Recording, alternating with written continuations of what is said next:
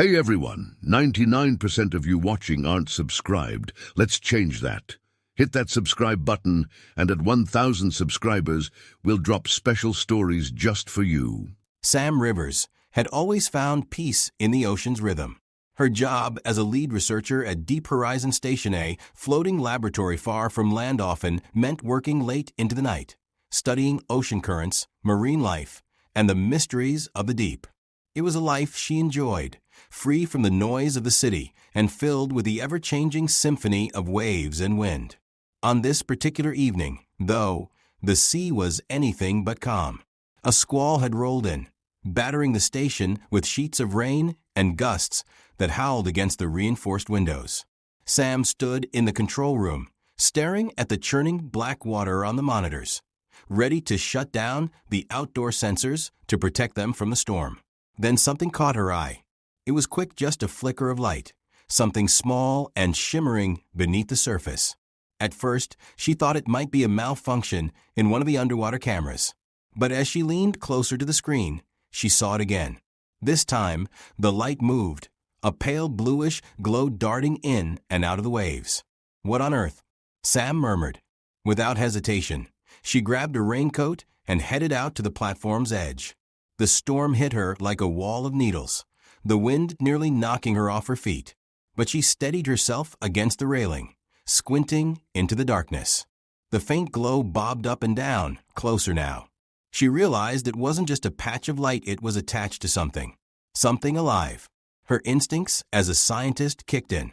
This wasn't normal bioluminescence. It was moving with purpose, struggling against the crashing waves. Her chest tightened as she recognized the desperate movements of a drowning animal. "Hang on," she shouted, though the wind whipped her voice away. She grabbed the emergency rescue pole, but it wasn't long enough. The creature, whatever it was drifting farther from the platform, its glow growing fainter as it slipped beneath the water.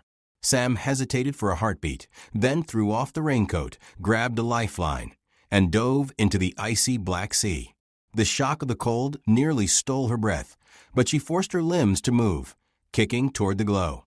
Waves smashed over her head, but she kept her eyes on that faint blue light. Closer, closer. Her fingers finally brushed against something slick and warm. She tightened her grip and hauled it to her chest. The creature was small, maybe the size of a large dog, with a smooth, slippery hide that seemed to shimmer faintly even in the storm's darkness. Sam kicked toward the platform, every stroke of her arms burning from the effort. By the time she reached the ladder and dragged both herself and the creature onto the deck, she was shaking uncontrollably. She rolled onto her back, gasping for air. The creature lay next to her, motionless except for a faint rise and fall of its chest. Its translucent, almost gelatinous skin glowed faintly in the dim light, and it had wide, almond-shaped eyes that slowly blinked open. For a moment, Sam stared, utterly transfixed. She had seen countless marine creatures in her career, but this was something new, something that didn't fit any category she knew. Her training snapped back into place. Sam scooped it up and hurried inside, water dripping from both of them as she made her way to the lab. She set the creature down gently on a padded workbench and draped a heated blanket over its small form. As it warmed up, its glow grew brighter, illuminating the surrounding equipment with a gentle bluish hue. Sam leaned in, studying it carefully.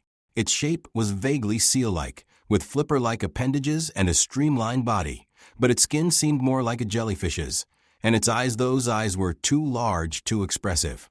When it blinked again and turned its gaze to meet hers, Sam felt a strange, unsettling sense of recognition. She reached out cautiously, letting her hand hover near its head. The creature hesitated, then nuzzled her palm, emitting a soft chirping sound. It wasn't just animal instinct, Sam was sure of it. That sound was too deliberate, too purposeful. A shiver ran down her spine. Whatever this creature was, it wasn't just an animal. Something about it felt aware. She looked into its glowing eyes and whispered, "What are you?" The creature chirped again, and as it did, the lights in the lab flickered. The screens briefly filled with static. Sam jumped back, her heart pounding. That wasn't a coincidence. She glanced at the creature, her pulse racing. In that moment, She knew her life was about to change in ways she could hardly imagine. Sam hadn't intended to form a bond with the alien pup, but the creature Kiro, as she'd named it, had a way of pulling at her curiosity and her heart. Over the days that followed their first encounter, Kiro's condition improved rapidly. It ate eagerly, though it only consumed certain types of fish and algae. Its shimmering, gelatinous skin seemed to thrum with energy after every meal, and Sam could swear its bioluminescent patterns grew more intricate each time she observed them. At first, she thought she was imagining things. But the patterns in Kiro's glow were undeniably regular. Certain pulses repeated in sequences, almost like a code. Sam began keeping a notebook, jotting down each flicker and flash. She used the lab's equipment to record the patterns, spending long nights comparing them to the language models she knew. The pup, if she could still think of it as just a pup, was clearly trying to communicate. The real question was, what was it saying? The situation grew even stranger as Kiro's strength returned. It started exploring the lab on its own, crawling across the floor with its flipper-like limbs. When Sam tried introducing toys, little buoys, and rings, it quickly learned how to play with them. Sometimes it would carry the toys to Sam's side and chirp until she joined in. Kiro wasn't just intelligent, it was interactive, social. The connection it forged with Sam felt more like a partnership than anything else. She began to suspect that Kiro wasn't just a lost creature, but a young member of a highly developed, possibly sapient species. But Kiro's presence wasn't without its challenges. Every time Sam tried to run a standard test or send data to the mainland, strange glitches occurred. The station's power flickered, as if Kiro's bioluminescence carried some kind of electromagnetic interference. She once left it alone near her computer, only to return and find the screen filled with nonsensical symbols that eerily resembled the patterns in Kiro's glow. More unsettling was the way Kiro's chirps sometimes made the equipment sensor spike. It wasn't harmful exactly, but it made her realize that Kiro's abilities extended beyond simple animal intelligence. She kept all of this to herself. Officially, she was supposed to report every anomaly to her supervisor back on the mainland. Unofficially, she didn't trust anyone else with the discovery. She wanted more time to understand Kiro before exposing it to the world or to those who might see it as nothing more than a specimen. As the days passed, Kiro began flashing a new sequence of lights, a more complex series than any before. Sam felt certain it was a message, but she couldn't decipher it. She turned to her data logs, running the sequence against translation software and pattern recognition programs. Finally, after a long night of analysis, she spotted something familiar, a map. It wasn't a conventional map, not one that marked land masses or known underwater features. Instead, it was a set of spatial coordinates, a route leading into the ocean depths. Sam traced the pattern repeatedly, cross-referencing it with the station's sonar data. The coordinates pointed to a region of the deep ocean that humanity had barely explored, a section of trenches and plateaus that lay hundreds of miles beyond where the station's research normally focused. Sam's mind raced. Was Kiro asking her to take it there? Was it trying to guide her to something important? The thought filled her with equal parts excitement and apprehension. She knew how dangerous the depths could be, even with the station's advanced submersibles. If she followed this map, she'd be venturing into the unknown with only Kiro for guidance. Still, she couldn't ignore the possibility. If Kiro was truly sapient, truly capable of sharing knowledge, then its message might be the key to understanding not just what it was, but where it came from and why it had appeared in the first place. The coordinates weighed heavily on Sam's mind, gnawing at her curiosity until she could no longer ignore them. Every night, she stared at the patterns in Kiro's glow, retracing the map it had given her. It wasn't just a random sequence of lights. It was deliberate, an invitation to venture into a part of the ocean humanity had barely touched. And the more Sam thought about it, the more she realized she couldn't just leave the mystery unsolved. She requested access to one of the station's deep-sea submersibles, citing a need to gather samples from deeper trenches. Her supervisor, already skeptical of her recent eccentric behavior, granted permission reluctantly. "Stick to your research objectives," he warned. Sam nodded, knowing full well her trip had nothing to do with standard oceanographic studies. She planned carefully, ensuring that Kiro could come along without drawing too much attention. When the day arrived, she loaded the submersible with what she claimed were extra sensors and sample containers, all while quietly preparing for a much stranger journey. The dive began like any other, with the submersible descending through layers of shifting blue until light from the surface faded completely. Sam's heart raced as the pressure increased, and the world outside the vessel became an endless stretch of dark water. Kiro remained by her side, calm and silent, its glow faint but steady. Sam glanced over at the small creature and couldn't help but smile. "You know where we're going, don't you?" she asked. Kiro chirped softly in response, and for a moment it felt like a real answer. As they neared the designated coordinates, Sam began picking up anomalies. The sonar readings showed towering structures rising from the seafloor formations that didn't match any known geological features. The closer they got, the more the anomalies multiplied. Strange pulses of energy that disrupted her instruments, faint electromagnetic fields that defied explanation. Sam activated the submersible's external lights, illuminating an alien landscape below. Massive, coral-like structures sprawled across the ocean floor, glowing faintly with their own bioluminescent patterns. They were arranged in a way that seemed far too deliberate, like ancient ruins preserved in the crushing depths. Towers rose in jagged spirals, while arches framed pathways that led deeper into the abyss. It was a sight no human had ever seen, and Sam knew immediately she'd crossed into an entirely different world. Kiro became more animated, its glow intensifying. It let out a series of chirps and pulses, and Sam noticed that the ruins seemed to respond. Patterns of light began to ripple through the structures, matching Kiro's signals. It wasn't just reacting to its environment, Kiro was activating something. Sam adjusted her controls, moving the submersible closer to the largest tower. As she approached, the tower's glow grew brighter, and an opening appeared in its side, a door sliding open smoothly, as if it had been waiting for her. Sam hesitated. Every instinct screamed at her to turn back, to record what she'd found and return to the station. But Kiro's steady gaze gave her courage. She knew she couldn't abandon this moment. She piloted the submersible forward, entering the tower's yawning entrance. Inside, the lights dimmed, and a faint hum filled the cabin. The walls glowed with soft, shifting patterns, like a living tapestry of light. The submersible drifted through a series of chambers, each more surreal than the last. There were vast, open spaces filled with what appeared to be crystalline machinery, their surfaces reflecting Kiro's glow. In one room, Sam glimpsed what looked like ancient panels covered in alien symbols. Everywhere she looked, she saw evidence of intelligence, of design, of purpose.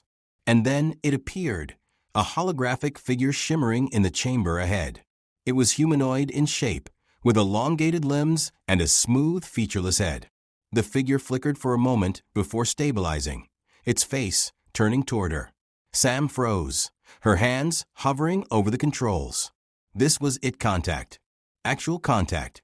The figure emitted a series of sounds, clicks, and tones, which made no sense at first. But then it switched to visual patterns, projecting sequences of lights that matched Kiro's. Sam stared in astonishment.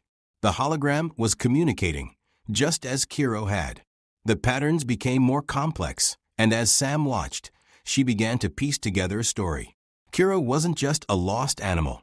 It was part of a species that had lived on Earth long before humans emerged. They were guardians of the oceans, caretakers of knowledge and technology hidden in the deep. But a catastrophic event, perhaps a shift in the planet's environment or a cosmic disaster, had forced them into stasis, leaving behind only a few young guardians, like Kiro, to preserve their legacy. The hologram conveyed a sense of relief, as if Kiro's return had fulfilled a long-awaited mission. Sam realized she'd helped wake up something ancient and powerful, something that could change everything humanity knew about the oceans, about life, about their place in the universe. As the message ended, the hologram faded, leaving Sam and Kiro alone in the glowing chamber. She exhaled slowly, her mind spinning. The creature she'd rescued wasn't just an animal. It was the last living link to an advanced, ocean-dwelling civilization, and it had chosen her to be part of its story. Sam sat in the submersible's cockpit, her hands gripping the controls as she gazed at the alien chamber around her. The glow of the ancient structures cast rippling patterns across the sub's walls, and Kiro's soft chirps filled the air. It was impossible to fully grasp what she'd stumbled into. What she once thought was a simple marine rescue had now become a revelation of ancient intelligence, a gateway into a world no human had ever imagined. But now the question loomed: what should she do with this knowledge? Kiro had led her here for a reason. It wasn't just trying to survive. It had guided her to a facility filled with technology and information beyond human comprehension. Somewhere in these glowing walls lay answers about Kiro's species and their purpose. Sam felt a profound responsibility to both protect what she'd discovered and ensure it wasn't lost again. Yet she also understood the risks. If the wrong people learned of this place, it could be exploited, even destroyed. The thought chilled her more than the icy depths surrounding the submersible. Sam spent the next several hours carefully exploring the structure. With Kiro by her side, she ventured deeper into the chambers, documenting everything she saw. Crystalline consoles that hummed with energy, intricate carvings that seemed to tell a story of harmony between the alien beings and their underwater world. There were machines that generated patterns in the water itself, ripples of sound and light that somehow resonated with the surrounding ocean life. Sam marveled at the complexity of it all. This wasn't just a technological archive. It was a living ecosystem of knowledge, designed to be part of the environment rather than separate from it. But there was something else. As she wandered through the chambers, she noticed certain consoles responded directly to Kiro's bioluminescent signals. When Kiro emitted a series of pulses, panels would light up, displaying images and symbols. Sam watched, transfixed, as entire walls became luminous displays of alien history. She saw depictions of enormous underwater cities, thriving ecosystems, and strange vessels that seemed capable of traveling not just through water, but through space itself. The more she learned, the more she understood just how far beyond human technology this was. Eventually, Sam returned to the main chamber, her mind swirling. She sat in the cockpit and looked at Kiro, who gazed back at her with those wide, expressive eyes. It had become impossible to think of Kiro as anything less than a sentient being, a creature not just with intelligence, but with purpose. Whatever role it was meant to play, it had chosen her to help fulfill it. "I guess we're in this together," she murmured. Kiro chirped softly, as if in agreement. When Sam finally piloted the submersible back toward the surface, her thoughts turned to what she would do next. The discovery was too important to keep hidden forever. Yet she couldn't simply announce it to the world. She needed time to gather more information, to carefully choose who to trust. She thought of a few colleague scientists who shared her passion for marine conservation and her respect for the unknown. If she could bring them in, she might have a chance to safeguard the alien facility and its secrets. Back at the station, she hid Kiro in a secure, makeshift habitat in her private lab. Kiro, as always, seemed content to stay near her, glowing softly in the dim light. Over the coming weeks, Sam worked in secret, compiling her data and studying Kiro's bioluminescent signals. She began piecing together a framework for understanding the alien technology, but the process was slow and painstaking. Every breakthrough felt like a small victory, a step toward honoring the legacy of Kiro's people. The bond between them grew deeper. Kiro was no longer just the creature she'd rescued. It was a partner, a collaborator, and a friend.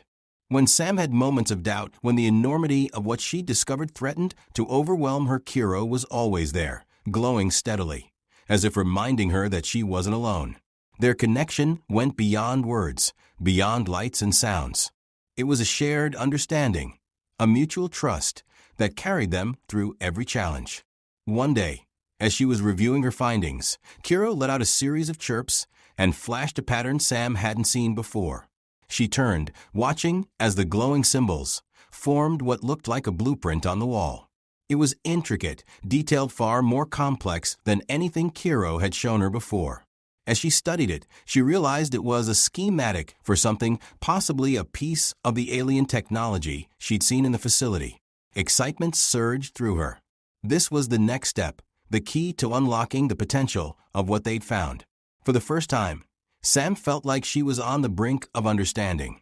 Kiro's people had left their legacy in the ocean's depths, and now, through her partnership with Kiro, that legacy could live again. It wasn't just about science or discovery, it was about trust, about the shared mission between a human and a being far more than just an animal. Sam stood and placed a hand gently on Kiro's glowing side. "Let's see what we can do together," she said. Kiro chirped in response, its light glowing brighter, as if ready to face whatever came next.